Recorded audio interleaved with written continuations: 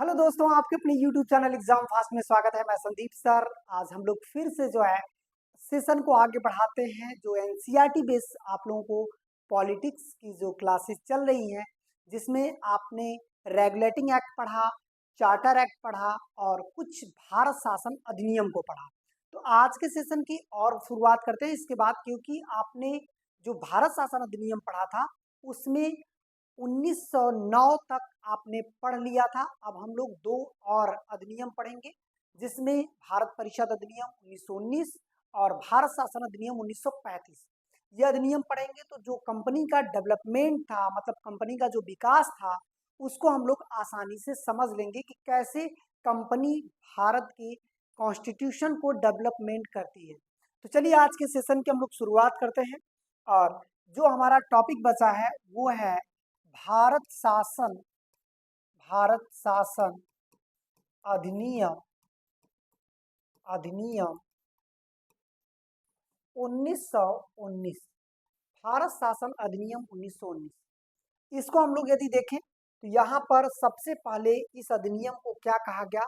Montagu Chelmsford सुधार अधिनियम। ये देखिएगा, मोंटेग्यू चेम्सफोर्ड चेम्सफोर्ड सुधार। इसका मतलब है कि इसे मोंटेग चेम्सफोर्ड सुधार भी कहा गया। दरअसल ये जो मोंटेग थे ये भारत के सचिव थे, और ये जो थे चेम्सफोर्ड ये वायसराय थे, वायसराय। और इन लोगों ने एक सुधार बिल पास किया जिसे 1919 बिल कहा गया। अब बात करते हैं कि इसके अंतर्गत क्या किया गया, क्या क्या सुधार किया गया। तो एक सुधार यहाँ पर सबसे पहले किया गया कि प्रांतों में द्वैध शासन व्यवस्था लगाई गई। प्रांतों में द्वैध शासन व्यवस्था, द्वैध शासन प्रारंभ किया गया। इसका मतलब है कि प्रांतों में द्वैध शासन व्यवस्था प्रारंभ किया गया। ये व्यवस्था अधिनियम 1919 के तहत प्रांतों में द्वैध शासन व्यवस्था शुरू की गई। फिर इसके बाद हम लोग थोड़ी सी और बातें करेंगे। यहाँ पर द्विसदनीय व्यवस्था शुरू की गई। द्विसदनीय व्यवस्था, द्विसदनीय व्यवस्था इसी अधिनियम ने शुरू किया था, जिसमें इन लोगों ने दो अधिनियम लाए, जैसे दो सदन लाए। दो सदन में क्या था? एक आपका सदन था, जैसे दो जो सदनीय सदन था, एक राज्य परिषद था, राज्य परिषद, राज्य परिषद था। इसका कार्यकाल 5 वर्ष हुआ करता था। एक सदन ये हो गया। और जो दूसरा सदन था वो आपका था विधान परिषद।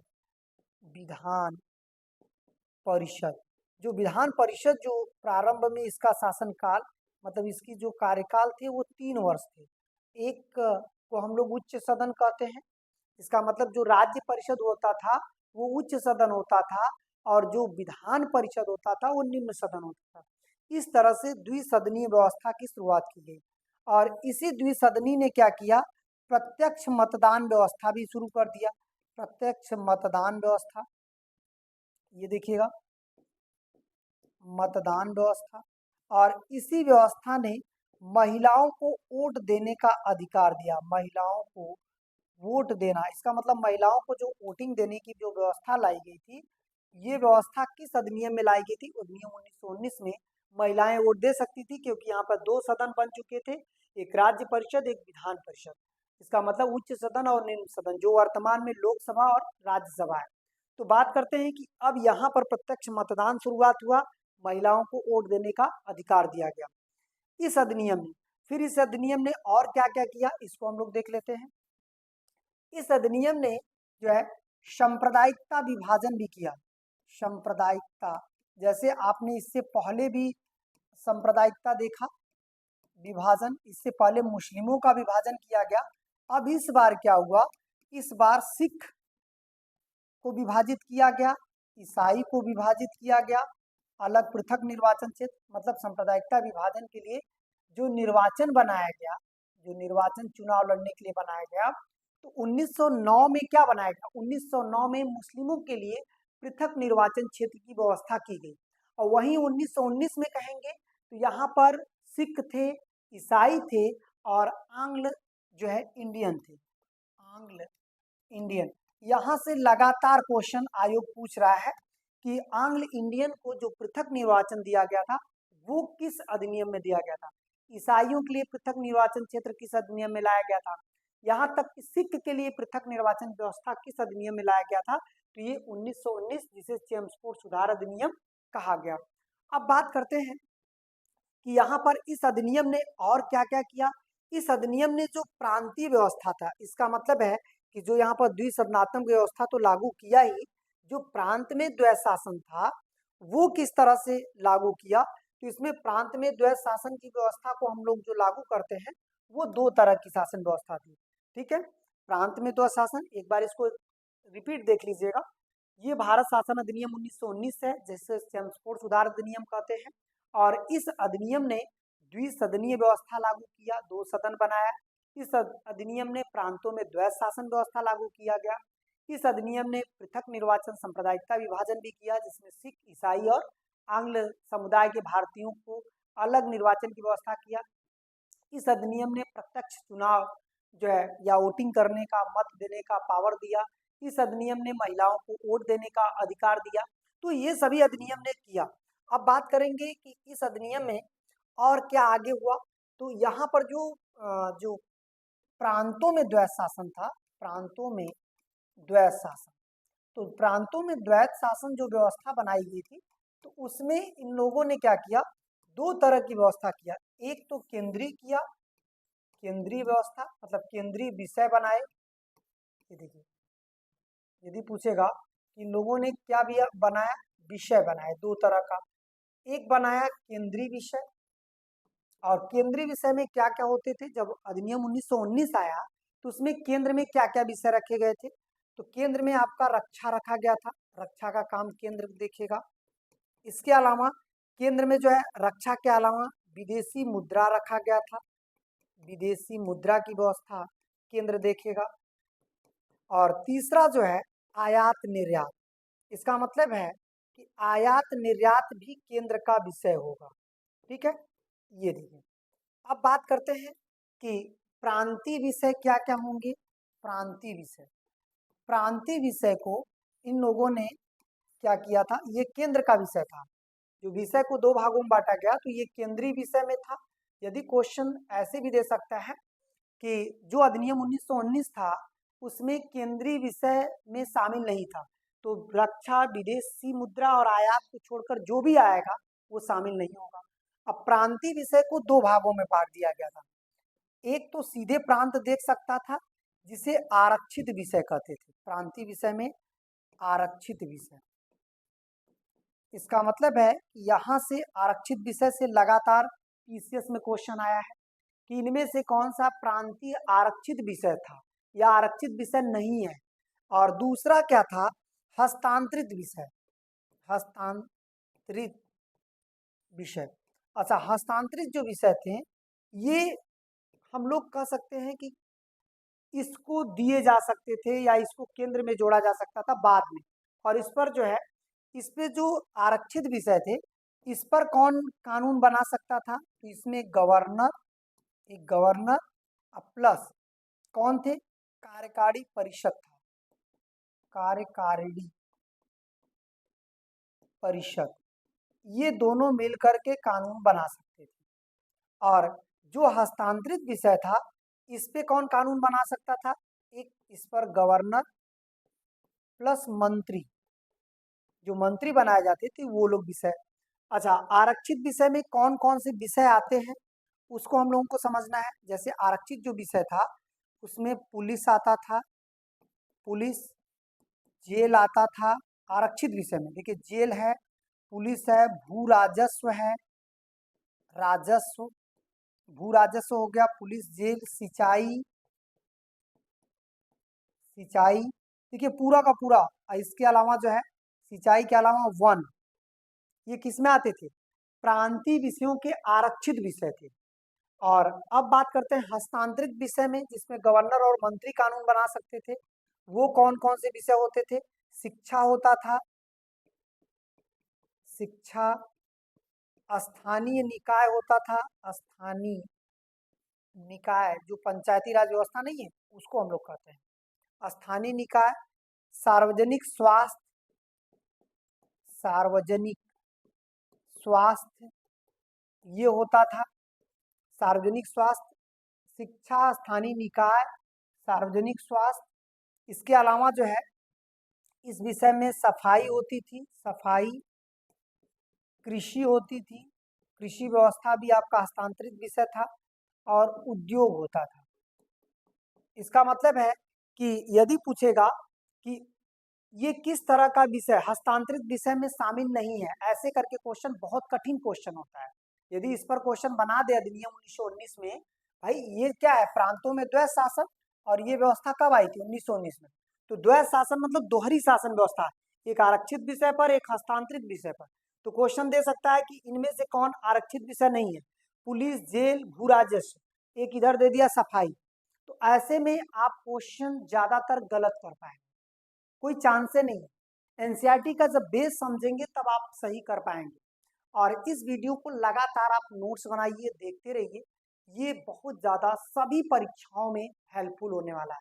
चाहे वो आप पुलिस दे रहे हो, एसआई दे रहे हो, एसएससी दे रहे हो, रेलवे दे रहे हो, पीसीएस दे रहे हो, आरओ दे रहे हो, यूपीएससी दे रहे हो, यहाँ तक कि होमगार्ड लेवल तक का भी यदि क्वेश्चन बनाएगा तो यहाँ से फैक्ट आपको मिल जाएगा। तो आपने क्या किया कि आरक्षित विषय और हस्तांतरित विषय को समझ लिया कि किस तरह से इस अधिनियम ने ऐसा किया। कौन सा अधिनियम, 1919। अब बात करते हैं इस अधिनियम ने और क्या किया। भारत में सिविल सेवा, सिविल सेवा जो है इसी अधिनियम के तहत जो है लोक सेवा आयोग का गठन किया गया। इस अधिनियम ने, मतलब कौन सा अधिनियम, 1919 अधिनियम। अधिनियम ने सिविल सेवा का गठन किया, सिविल सेवा का गठन। हालांकि सिविल सेवा का गठन जो है ये कब किया गया, तो सिविल सेवा का गठन 1 अक्टूबर 1926 को किया गया। और इस सिविल सेवा का जो गठन किया गया, एक आयोग ने सिफारिश किया था 1924 में ली आयोग की सिफारिश पर। इसका मतलब है कि इस अधिनियम ने यह किया कि भारत में सिविल सेवा का गठन किया जाएगा, लेकिन कब किया जाएगा ये बातें नहीं रखा था। अधिनियम 1919 ने बताया कि भारत में सिविल सेवा बनाया जाएगा, लेकिन ये क्लियर नहीं था कि ये कब किया जाएगा। तो यहाँ पर 1919 बिल में ये लिखा गया था, ली आयोग ने सिफारिश किया कि बहुत जल्द जो है भारत में सिविल सेवा बनाई जाए। तो यहाँ पर ली आयोग की सिफारिश 1924 में की गई, और 1 अक्टूबर 1926 को सिविल सेवा हमारा यूपीएससी का गठन कर दिया गया। ठीक है, तो ये आपका किस अधिनियम के तहत किया गया, अधिनियम 1919 के तहत किया गया। फिर बात करते हैं कि इस अधिनियम ने क्या किया कि पूरे अधिनियम की समीक्षा करने के लिए, ये देखिएगा, ये कह सकते हैं कि अधिनियम की समीक्षा, अधिनियम की समीक्षा मतलब ये रिपोर्ट तैयार करना था कि भाई जो है कौन सा अधिनियम, 1919 अधिनियम की समीक्षा करने के लिए कौन सा एक आयोग का गठन किया गया था, साइमन आयोग। साइमन आयोग का गठन कब किया गया था, 1927 को किया गया था। और यह आयोग अधिनियम 1919 की समीक्षा करने के लिए आया था। क्लियर हो गया, अधिनियम 1919 की समीक्षा करने के लिए साइमन आयोग गठित किया गया था। और यह आयोग भारत कब आया, 4 फरवरी 1928 को यह आयोग भारत आया था। और सबसे पहले ये बंबई में आया, और इसका विरोध काफी बड़ा स्तर पर किया गया। ऐसा इसलिए क्योंकि इस आयोग में 7 सदस्य थे, और सातों के सातों जो है विदेशी थे, कोई भी भारतीय था ही नहीं। इस वजह से भारतीयों पर विश्वास नहीं हुआ, और भारतीय इसका विरोध कर रहे हैं। ऐसा इसलिए क्योंकि जब हंटर जो है कमीशन का गठन हुआ था जलियांवाले बाग में, तो उसमें भी सभी विदेशी थे, और उसे जनरल डायर को जो है हत्या करार नहीं दिया गया, उसने कोई हत्या नहीं किया, एक प्रशासनिक कार्रवाई की, उसे यहाँ तक कि मान का तलवार दिया गया, सम्मानित किया गया। तो ऐसे में जो है भारतीयों का विश्वास खत्म हो चुका था, और साइमन आयोग समीक्षा करने आया था कि ये सब कुछ यहाँ सही चल रहा है, और सभी के सभी सदस्य जो है विदेशी थे, इसकी वजह से इसका बहुत बड़ी मात्रा में विरोध किया गया।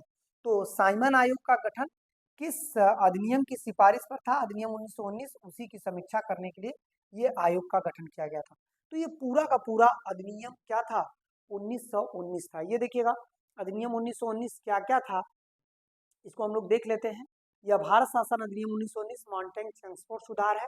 प्रांतों में द्वैध शासन है, द्विसदनीय व्यवस्था है, जिसमें एक सदन राज्य परिषद था, 5 वर्ष कार्यकाल था, विधान परिषद 3 वर्ष था। ये निम्न सदन था, ये उच्च सदन था। इसी में प्रत्यक्ष मतदान प्रणाली की शुरुआत हुई, महिलाओं को वोट देने का अधिकार दिया गया।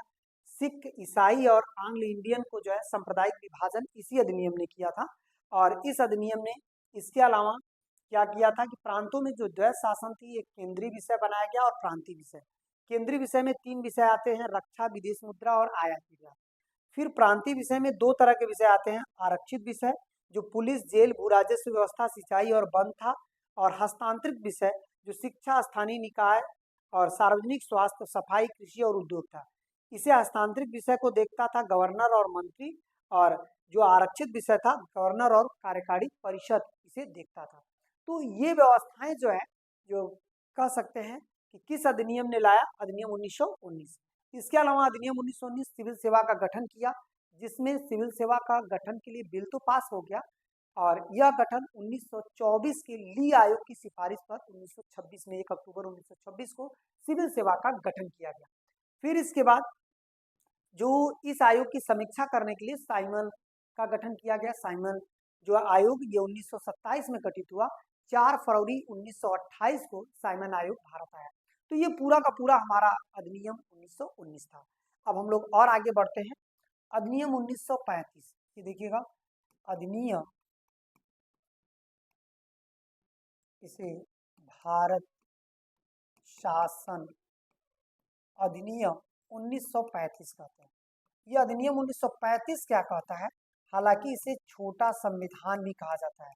अधिनियम 1935 को हम लोग क्या मानते हैं, छोटा संविधान मानते हैं, क्योंकि भारतीय संविधान का बहुत बड़ा रूपरेखा यहीं से शुरू होता है। अब यहाँ पर इन लोगों ने क्या किया, सबसे पहले प्रांतों में द्वैध शासन को खत्म कर दिया। प्रांतों में द्वैध शासन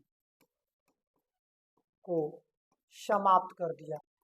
अब देखिए समाप्त कर दिया, और अब द्वैध शासन इन्होंने कहाँ लगाया, केंद्र में द्वैध शासन की शुरुआत हो गई। शासन की शुरुआत, अब यहाँ पर केंद्र में द्वैध शासन की शुरुआत हो गई। अब प्रांतों में द्वैध शासन व्यवस्था खत्म कर दिया गया इस अधिनियम के तहत।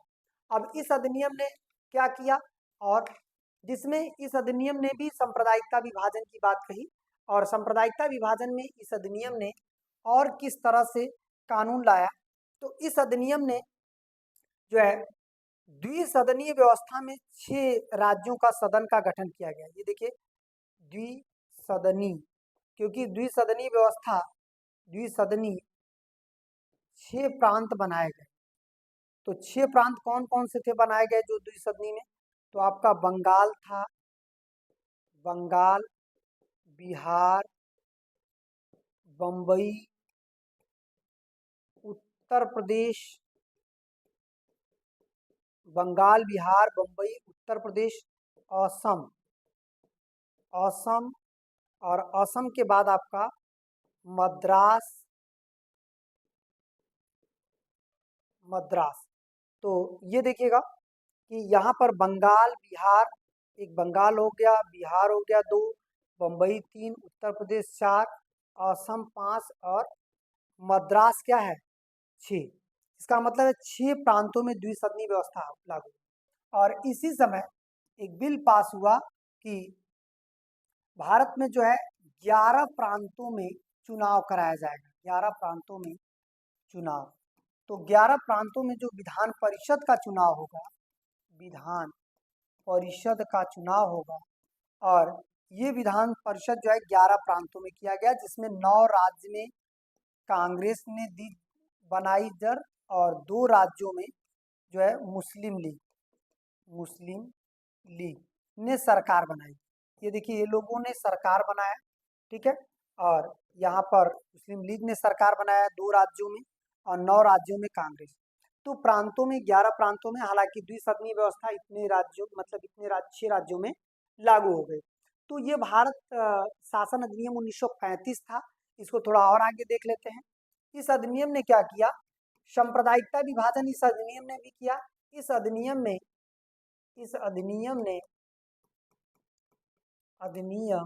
ने सांप्रदायिकता, ये देखिए यहाँ पर जो सांप्रदायिकता बना था, सांप्रदायिकता विभाजन, वो किसको किसको विभाजन किया इस अधिनियम में, जो सांप्रदायिकता विभाजन किया गया। तो इस अधिनियम ने सांप्रदायिकता विभाजन में यहाँ पर अनुसूचित जाति का विभाजन किया, अनुसूचित जाति का विभाजन किया, और किसका किया, महिला का विभाजन किया, महिलाओं को वोट देने का पृथक व्यवस्था, और मजदूर वर्ग के लोगों को। इसका मतलब है कि जो अधिनियम 1935 था, अधिनियम 1935, ये जो इसमें सांप्रदायिकता विभाजन हुए थे वो किस किस लोगों का हुए थे, तो वहां पे अनुसूचित जाति एससी के थे, महिला थे, और मजदूर वर्ग के लिए पृथक निर्वाचन की व्यवस्था किस अधिनियम ने किया। यदि पूछेगा अधिनियम 1935 में सांप्रदायिकता विभाजन में किसे पृथक किया गया, इनमें से कौन सत्य नहीं, तो यहाँ पर अनुसूचित जाति देगा, महिला दे देगा, मजदूर दे देगा, ईसाई दे देगा, या सिख दे सकता है। सिख, ईसाई और इंग्लो इंडियन, इसको किस अधिनियम में किया गया, अधिनियम 1919 में किया गया। ठीक है, और यहाँ पर जो सांप्रदायिकता विभाजन 1935 में किया गया, तो ये आपका इसी के अंतर्गत किया गया। ठीक है, ये तीनों। इसके अलावा जो है रिजर्व बैंक की स्थापना की गई, इसी अधिनियम ने रिजर्व बैंक की स्थापना 1 अप्रैल 1935 में किया।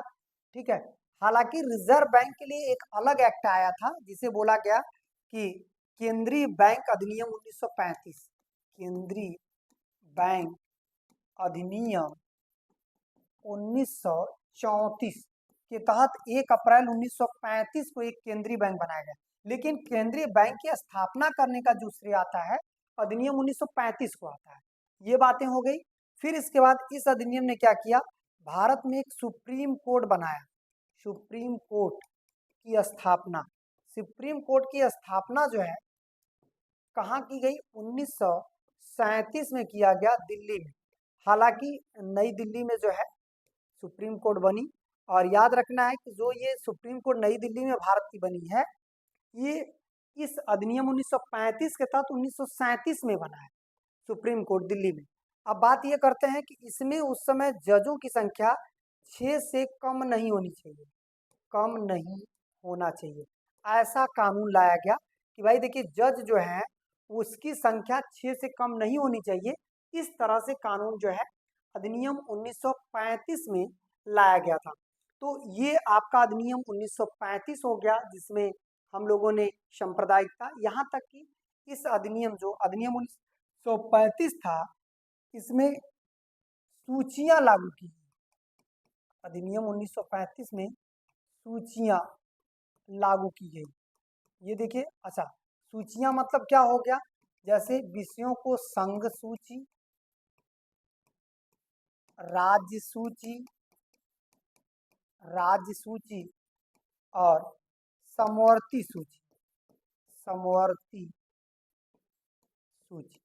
इससे मतलब ये हो गया कि संघ सूची में, राज्य सूची में और समवर्ती सूची में जो जो विषय थे वो किस अधिनियम ने उस पर प्रकाश डाला, तो अधिनियम 1935 ने इस पर प्रकाश डाला और सभी सूचियां क्या की गई, तैयार की गई। तो अधिनियम 1935 में हमारा जो विषय था प्रांतीय और केंद्रीय विषय था, अब वो विषय संघ सूची, राज्य सूची और समवर्ती सूची में बदल गया। तो ये इस अधिनियम के तहत ऐसा भी प्रावधान बनाया गया। ठीक है, तो इस अधिनियम ने क्या किया कि एक और बिल किया कि इसी अधिनियम 1935 के तहत जो वर्मा था, वर्मा को भारत से अलग किया गया, भारत से अलग किया गया, अलग किया गया, वो इसी अधिनियम बिल में था। लेकिन जब वर्मा भारत से अलग कब होता है, 1937 में अलग होता है। लेकिन अधिनियम जो एक्ट था वो कौन सा था, अधिनियम 1935 था, और 1937 के तहत वर्मा को अलग किया गया। इस अधिनियम को एक बार और देख लेते हैं। ये देखिएगा कि भारत शासन अधिनियम 1935, इसे छोटा संविधान कहते हैं। यहाँ पर प्रांतों में द्वैध शासन का अंत किया गया और केंद्र में द्वैध शासन शुरुआत कर दी गई। यहाँ पर द्विसदनीय व्यवस्था 6 राज्यों में दी गई, जो कि बंगाल, बिहार, बम्बई, उत्तर प्रदेश, असम और मद्रास था। इसमें दे देगा कि अधिनियम 1935 में किस राज्य में द्विसाधन व्यवस्था नहीं था, तो कहीं मध्य प्रदेश लगा देगा, ठीक है, कहीं आपका कर्नाटक लगा देगा, तो इस तरह से जो है, या महाराष्ट्र लगा देगा, लेकिन ये बम्बई है, ठीक है, गुजरात लगा सकता है। तो द्विसदनीय व्यवस्था इन्हीं 6 राज्यों में है।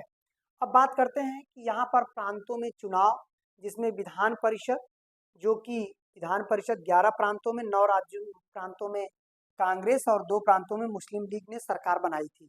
अब बात करते हैं यहाँ पर कि इस अधिनियम ने सांप्रदायिक विभाजन के लिए अनुसूचित जाति, महिला और मजदूर वर्ग को अलग कर दिया। मतलब जैसे आपने देखा होगा, प्रारंभ में मुस्लिम अलग हुए, सेकेंड 1919 में आपका सिख, ईसाई और आंग्ल इंडियन अलग हुए।